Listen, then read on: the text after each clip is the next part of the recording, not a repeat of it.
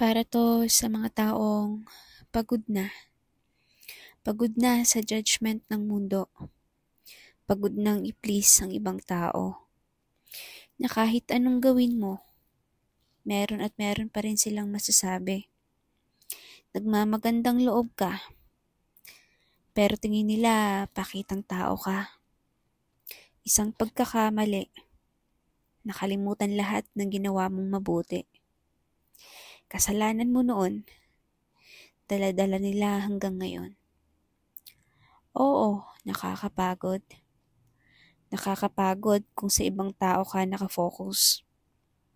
Huwag mong isipin kung anong sinasabi nila. Ang mahalaga, maganda ang intention mo.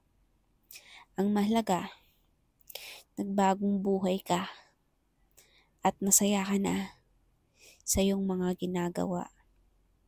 Basta alam mo sa sarili mong wala kang tinatapakang ibang tao. Huwag kang magpakapagod, kakaisip sa iniisip ng mundo tungkol sa'yo.